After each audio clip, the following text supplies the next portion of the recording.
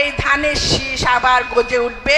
মানিকগঞ্জের জন্য আর কোনোদিন আমরা যতদিন বেঁচে থাকি ততদিন পর্যন্ত যেন কোনো আওয়ামী লীগের কেউ যেন মাথা চাড়া দিয়ে উঠতে না পারে।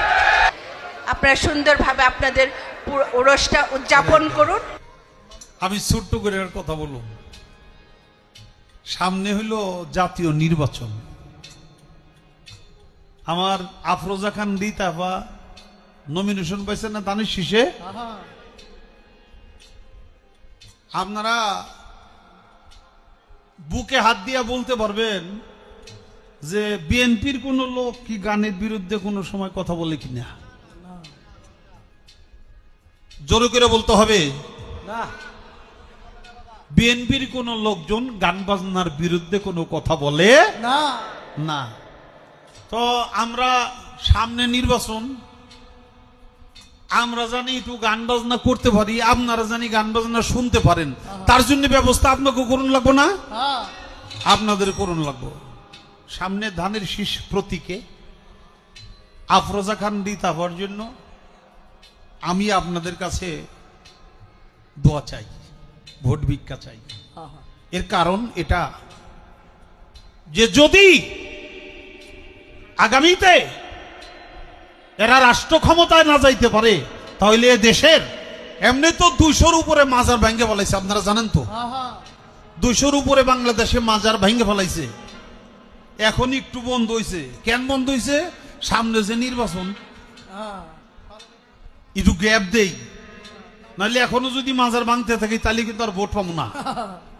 এই জন্য তারা এখন একটু অব্য দিছে, একটু জিরাইতেছে। নির্বাচন হয়ে গেলে যদি তারা ক্ষমতা যায় আবার আমাকে বাড়িঘর শুদ্ধ ভাঙ্গা করবো, খালি মাজার না। অতএব কারণে আমি কিন্তু আপনাদের তরিকতপন্থী যারা মুসলমান তাদের এই ঈমান আকীদায় তাদের যে তরিকতের কর্ম, এটার জন্য তারা চালায় যাইতে পারে। সেই জন্যেই রিতা পাশ করলেও আমারে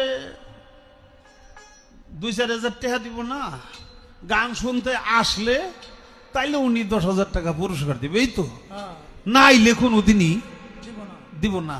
আর আমি হের বাড়ি কোনদিন চাইল চাইতেও যাবো না, হের খাউন খাই আমার বাসন লাগবো রিতাফার, এটাও কোনোদিন আশা আমি করি না। আল্লাহ মালিক আমার যা দিছে আমি তাই খাইয়ে বাঁচতে পারুম। তারপরেও আমি রিতার কথা কেন বললাম? রিতা আপার আমার একটা মনের মানুষ, আমার একটা ভালোবাসার মানুষ। আমি তাকে সম্মান করি, আমি তাকে ভালোবাসি। রিতা আপাও আমাকে যথেষ্ট ভালোবাসে। অতএব কারণে আমি গানের মঞ্চে হে নাই, তারপরেও আমার মন চাইছে কথাটা বললাম।